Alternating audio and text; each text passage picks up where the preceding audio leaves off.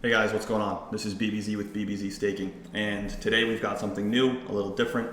We've got a hand that took place between Cary Katz and Charlie Carrel in the Triton Party Poker Super High Roller, and super interested to go through this with you guys. I do disagree with some of the lines that were taken. I think some things could have been done a little bit better, or at least differently. So we're going to get started with the pre-flop action, okay? And so pre-flop, what took place is Charlie Carrel opens ace-queen offsuit. Ace of diamonds, queen of hearts ends up being pretty relevant later on in the hand. Small blind flats with ace-jack of hearts, and big blind overcalls with 10-8 suited, okay? Also 10-8 of hearts. And this hand is taking place at about 35 big blinds effective, so pre-flop, before we get into the flop, I do think a mistake has already been made. Basically, I think that the small blind with ace-jack of hearts should mostly be 3-betting this hand. This is 26 left, I think 17 cash, and you know, some people might debate that, but I don't really think it's all that close. I think ace-jack of hearts at 35 big blinds effective needs to 3-bet. It should probably be 3-betting to all in this scenario. So I think that the ace-jack of hearts probably just makes the jam pre-flop. That's what I would have recommended. There are a lot of ICM implications for flatting there that basically suck. You don't want to put yourself in a position where you have to bluff catch too much later on. So so basically before we even see the flop, I kind of think mistakes have been made. I think the big blind overcall with 10-8 of hearts is very standard, and so with that, almost nothing's happened so far, and mistakes have been made. But we'll take a flop. 10-8 of hearts, and somehow, some way, we still find 2 hearts on the flop. Comes 9-5 deuce with 2 hearts. 5 hearts between our 3 players. 2 hearts on the flop. 13,500. Katz leads here for 13,500 with the ace-high flush draw. Setting a pretty reasonable price for Chinwei Lim to call. Call he does. Don't squeeze my lead out. You should be cautious. It's actually telling the truth this time. A warning sign to Charlie Carrel. He makes the call with ace-queen. All right, so the flop comes down 9 of hearts, 5 of spades, 2 of hearts, and we have the small blind donk betting out of position for about 40% of pot with his ace-jack of hearts. This is probably fine. I think a lot of people might look at this and think this play is really bad. I don't really fall into that camp. I actually think the small blind lead's pretty intelligent. A lot of people will miss it entirely and have no leads here. I think leading makes some sense. The small blind will have some reasonable interaction with the pair of 9s, as well as with like a pair of 10s if the flop are 10 high. And so leading those types of flops, 9 and 10 high flops, does make some sense. You should see the small blind do something like that with about a quarter of his range. I mean, with the big blind in hand, maybe 15 to 20% of his range. But nonetheless, it makes sense. It's not bad. So a point of contention for maybe some people, but I think it checks out. The big blind makes the call with 10-8 of hearts.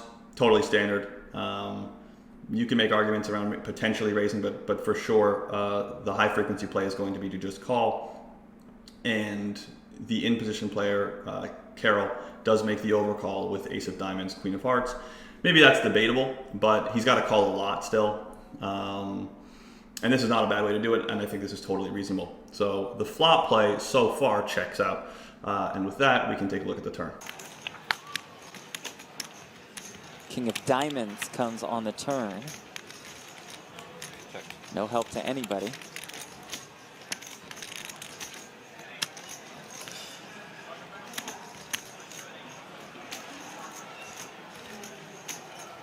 Check. It's checked around to Charlie Carrel.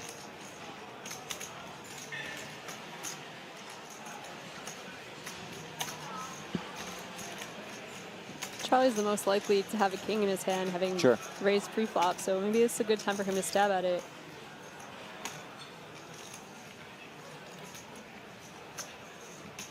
Bet 50,000. That's what he'll do. He'll bet 50,000.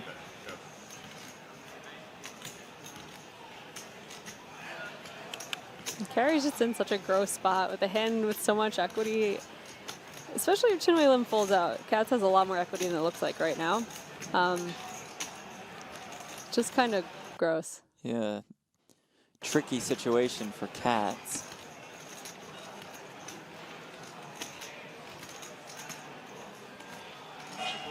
Actually, do they? Yeah, they actually count the cards that have been hit the muck, right? With the percentages yes, here? I believe okay, so so here. it always, would they take into account the 2 hearts that Chinwei has in his hand? So he really does just have 21%. Seems unfair for a hand this good to have 21%. But leading out and then checking the turn puts you in such like no man's land with your ace jack of hearts here. And not even closing the action would be problematic for me if I were in Katz's spot right here.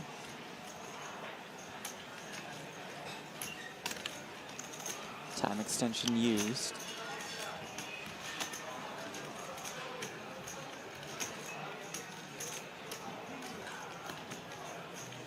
And Carrel bet 50,000 with 78K behind. So it looks like you have absolutely no fold equity if you decide to raise here and just take your ace jack of hearts to the river.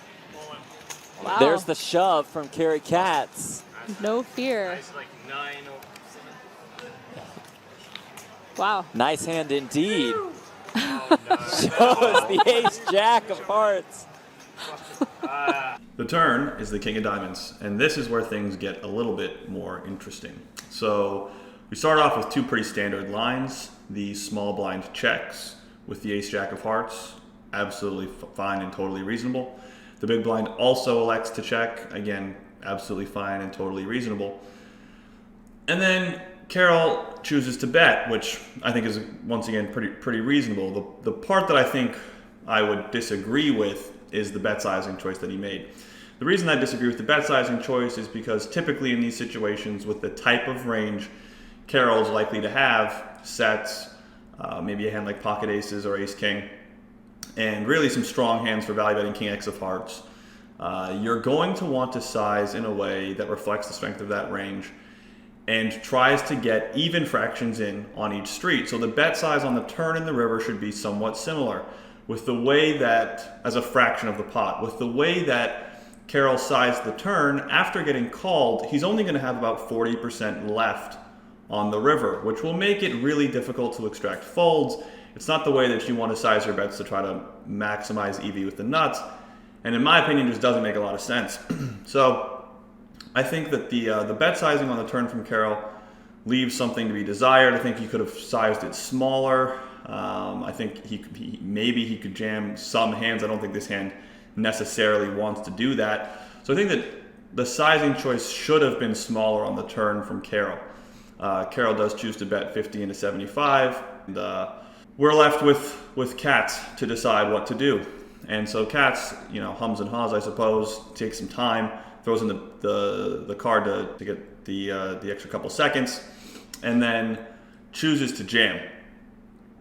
The shove is interesting. It makes this decision very easy for the big blind. The big blind folds his 10-8 of hearts. No objections there. Very standard line.